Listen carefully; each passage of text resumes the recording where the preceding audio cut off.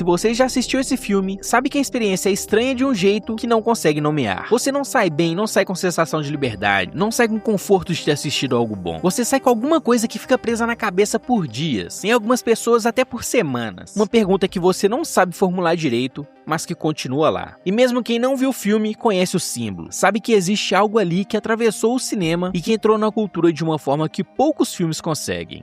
E é exatamente essa sensação que nós vamos destrinchar nesse vídeo. Eu vou te mostrar o mecanismo psicológico específico que faz esse filme grudar na cabeça das pessoas. Eu vou te mostrar por que ele dividiu tanto o público e a crítica. E no final você vai entender uma coisa sobre como a gente reage ao sofrimento dos outros que vai te incomodar um pouco. Não porque é uma ideia difícil de entender, mas sim porque é uma ideia fácil de reconhecer. Deixa eu te mostrar uma coisa antes de qualquer análise. É uma cena que resume tudo que o filme faz e que a maioria das pessoas sentem, mas não conseguem nomear enquanto tá assistindo. Arthur invisível, passando pelos corredores do hospital, pelo metrô, pelas ruas de Gotham, sofrendo em silêncio. Ninguém nota aquilo, não tem nenhuma cena drástica onde alguém o ignora deliberadamente. Simplesmente ninguém o vê. O mundo continua girando como se ele não existisse, e o filme não faz nenhum esforço para tornar isso mais aceitável. Você simplesmente fica desconfortável com esse silêncio, mas mesmo assim continua assistindo. Aí Arthur é ridicularizado ao vivo no programa de TV. A plateia ri, o público em casa ri, de repente a situação dele virou entretenimento. E tem um momento específico onde você percebe que está assistindo pessoas se divertindo com o colapso de alguém. E que talvez você também estivesse se divertindo até um segundo atrás. E então, Arthur entra em colapso de verdade. A violência se torna pública e espetacular. De repente, todo mundo tem uma opinião sobre quem ele é, o que causou isso, o que aquilo significa politicamente, socialmente, psicologicamente. Gotham inteira está falando sobre o homem que anteriormente ninguém via. Esse padrão, invisível, ridicularizado, notícia, não é invenção do roteiro. É a forma exata como a dor silenciosa e a dor espetacular são tratadas de forma completamente diferente dentro e fora do cinema. A primeira passa despercebida porque não tem espetáculo, não tem drama, não tem nada que prenda a atenção. Já a segunda mobiliza a atenção imediata, mas essa atenção não vem necessariamente de empatia, vem de curiosidade, de interesse no drama, de conforto em julgar de longe uma situação que você não precisou intervir antes. Quando você percebe esse padrão dentro do filme, o desconforto muda de endereço. Ele deixa de vir do personagem e passa a vir do espelho. A pergunta que o filme estava fazendo o tempo todo não era o que está acontecendo com ele, mas sim por que você está prestando atenção só agora? E é essa a pergunta que não fecha quando os créditos sobem. A questão é, por que esse padrão funciona tão diferente no filme do Coringa do que em outros filmes de vilão? Porque a maioria dos filmes te deixa do lado de fora. Você vê o personagem de longe, analisa, julga, é confortável, você pode se distanciar quando quiser, e o filme não te impede. Já no Coringa, a câmera não deixa isso acontecer, ela fica colada no rosto do Arthur. Entra no apartamento dele, vai pro banheiro com ele, acompanha o diário que ele escreve, tá presente na fantasia que ele tem, você não tá só observando o Arthur de fora. E quando você tá dentro, não tem como julgar com o conforto de quem tá do lado de fora. Quando você acompanha alguém de dentro assim, mesmo que ache as escolhas dele errada, algo acontece que você não escolhe. Você começa a entender, não a concordar, mas sim a entender como ele chegou onde chegou. E esse entendimento é incômodo justamente porque você não pediu por ele. Você não estava buscando simpatizar com o homem que faz o que o Arthur faz. Mas o filme não te perguntou o que você queria. Ele simplesmente te colocou lá dentro e continuou rodando.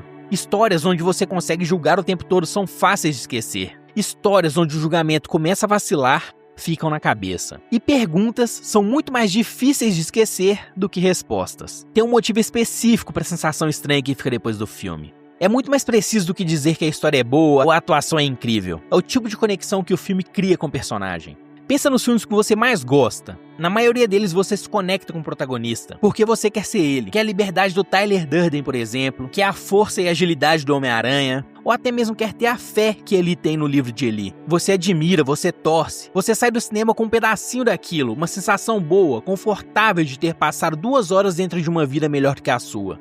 No Coringa é diferente, não tem nada. No Arthur você não queria ter a vida dele. O que o filme faz, e faz muito bem, é te fazer reconhecer algo que você já sentiu. Não a vida dele, mas a sensação.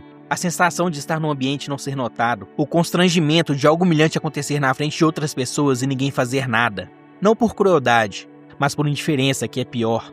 A frustração que você carrega sem mostrar, porque mostrar parece fraqueza ou exagero. A percepção de que você poderia sair do cenário e nada mudaria, porque ninguém perceberia a diferença. Ninguém assiste o filme e pensa, essa é exatamente a minha situação, mas quase todo mundo reconhece essa sensação em algum grau. Pode ser mínimo possível, um momento antigo, pode ser algo que você raramente admite pra si mesmo, porque soa dramático demais quando você tenta colocar em palavras. E quando um filme ativa isso nas pessoas, ele para de ser ficção para virar memórias. Naquele momento você não tá mais assistindo uma história, você está lembrando de algo real. E é por isso que esse filme é tão difícil de assistir com distância. Não porque é violento, mas porque ele não fica na tela. E o mais louco, essa mesma sensação você consegue assistir no filme Enemy que tá aparecendo aí no card. No final desse vídeo você dá uma olhadinha lá. Se você olhar pra repercussão do Coringa logo depois do lançamento, uma coisa fica clara. As reações nunca foram neutras. A nota dos críticos ficou em 68%, uma aprovação mediana com ressalvas em responsabilidade social e glorificação de violência. A nota do público ficou em 88%, foi uma das maiores disparidades do ano entre as duas audiências. Críticos preocupados com o que o filme poderia inspirar, alguns chegaram até a pedir que cinemas reforçassem a segurança nos lançamentos. O público sentindo que os críticos não tinham entendido o que o filme estava fazendo. E os dois lados tinham razão, claro, cada um com seu modo. Porque o filme não oferece uma saída emocional fácil para nenhum dos dois grupos. Ele não diz como você deve se sentir, não entrega uma moral. Ele não resolve a tensão que construiu ao longo de 2 horas. Quando os créditos sobem, você está com todas aquelas informações sem lugar para ir. E o cérebro, que detesta perguntas sem respostas, continua tentando fechar o que o filme deixou em aberto. E quando o público não percebe esse guia, cada pessoa preenche o vazio com a própria perspectiva. Quem já se sentiu invisível em algum momento, assistiu e sentiu empatia pelo Arthur, e saiu perturbado com a própria empatia. Quem nunca precisou desse reconhecimento, assistiu e ficou desconfortável com o fato de outras pessoas estarem tendo empatia com ele. Nenhuma dessas reações está errada. E é exatamente por causa dessa impossibilidade de consenso que o debate não fechou. Obras que todo mundo concorda rápido são esquecidas na mesma velocidade. Elas não têm espaço para discussão. Ali a história já está resolvida, arquivada. Pode-se dizer que já está encerrada.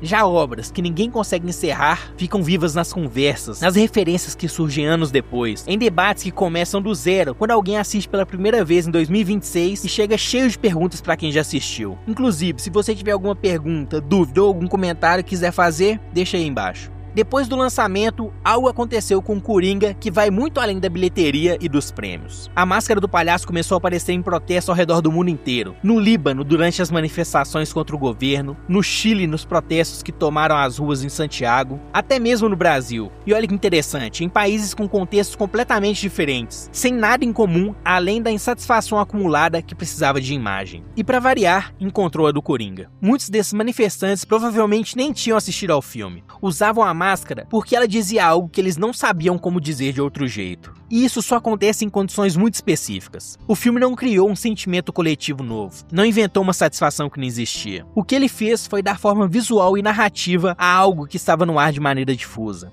A tensão sobre invisibilidade, sobre o sistema que ignoram as pessoas até o momento em que é tarde demais, sobre o que acontece quando ninguém intervém cedo o suficiente. É a mesma tensão que aparece em discussões de saúde mental, em debates sobre desigualdade, em conversas sobre como a gente trata as pessoas que estão claramente mal, mas ainda que funcionam bem o suficiente para não virar casos de emergência. O Coringa não criou esse debate, ele deu uma imagem para ele. Quando uma obra consegue nomear uma sensação que as pessoas já carregavam sem ter palavras para ela, ela passa a funcionar como linguagem. Não é mais um filme, é um ponto de referência emocional compartilhado. Uma daquelas obras que as pessoas usam para explicar coisas que não têm a ver com o cinema, porque ela conseguiu nomear algo que não tinha nome antes. E pontos de referência compartilhados têm uma propriedade específica. Continuam sendo usados e reinterpretados por cada nova geração e contexto que os encontra. O símbolo ganha vida própria, separa da obra original. É por isso que o impacto do Coringa entrou em debates políticos, discussões de saúde mental, conversas sobre desigualdades, contextos completamente diferentes do cinema. Símbolos que continuam sendo usados não desaparecem. O que separa filmes que fazem sucesso de filmes que permanecem na cultura é um detalhe específico. Uns terminam quando sobem os créditos, outros continuam existindo na cabeça de quem assistiu muito depois disso. O filme do Coringa não encerra, existe um motivo claro para isso. A narrativa termina a história, tem começo, tem meio, tem fim, mas ela não entrega um fechamento emocional. Ela não encerra os eventos, mas deixa a interpretação completamente aberta. A cena do banheiro é o exemplo mais claro. Arthur dança sozinho com calma depois de matar pela primeira vez. Muito cuidado, quase com beleza, e ela gera interpretações radicalmente diferentes até hoje. Uns perguntam se é libertação, outro se é dissociação, se é o personagem encontrando a si mesmo, ou se é simplesmente violência pura. Mas o filme não responde, ele mostra e fica quieto. Cabe a você interpretar da forma que você se sentir mais confortável. A cena final no hospital psiquiátrico funciona da mesma forma. Arthur ri, mas de quê? O que aconteceu antes era real ou apenas um delírio mental dele? Eu pensei numa piada. Você quer contar pra mim? Você não ia entender. O filme planta essa dúvida nos últimos segundos e sobe os créditos sem resolver. É uma escolha cruel. Você sai do cinema tentando montar uma interpretação que o filme recusou a te dar. E o que fica na memória não é a cena em si. É a experiência de não saber o que sentir sobre ela. Esse não saber que continua sendo processado. Cada vez que alguém reassiste, o foco muda. As mesmas cenas ganham pesos diferentes dependendo de onde você está na vida quando você as vê de novo. Quer ouvir outra piada, Murray? Que você consegue quando cruza um doente mental solitário com uma sociedade que abandona ele e trata como lixo esse cara. Você consegue a merda que merece! Isso explica exatamente por que os debates não se esgotam. Não é porque as pessoas não chegaram a uma conclusão, é porque a obra continuou gerando conclusões diferentes dependendo de quem e quando. E obras com esse comportamento não têm data de validade, elas envelhecem junto com o público. Talvez a conclusão mais honesta não seja sobre o filme, seja sobre a experiência coletiva que ele provocou e o que essa experiência revelou. Porque quando você olha para tudo junto, o $1 bilhão, a divisão entre crítica e público, os protestos reais com máscaras, os debates que não fecharam, fica claro que o Coringa não foi um fenômeno apesar do desconforto que provoca. Ele foi um fenômeno exatamente por causa disso. O filme funcionou porque tocou em algo que a maioria das narrativas populares evitam. A diferença entre o sofrimento que a gente vê e o sofrimento que a gente escolhe enxergar. Arthur invisível era ignorado.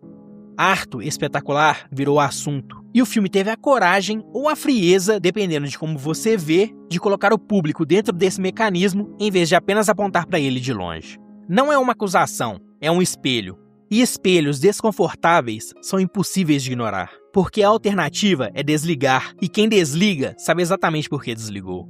É isso que transforma um filme em um fenômeno cultural. Não o orçamento, não os prêmios, não o marketing. É a capacidade de fazer uma pergunta que ninguém quer responder e ter a paciência ou frieza o suficiente para deixar o silêncio depois. Enquanto esse silêncio existir, a obra continuará viva. E o Coringa, claramente, ainda tem muito silêncio para oferecer. E se você gostou desse vídeo, se inscreva no canal, deixe o seu like, deixe seu comentário aí embaixo sobre o seu ponto de vista a esse filme e clica nessa análise da trilogia do Homem-Aranha que eu fiz, que ela tá muito boa. Valeu!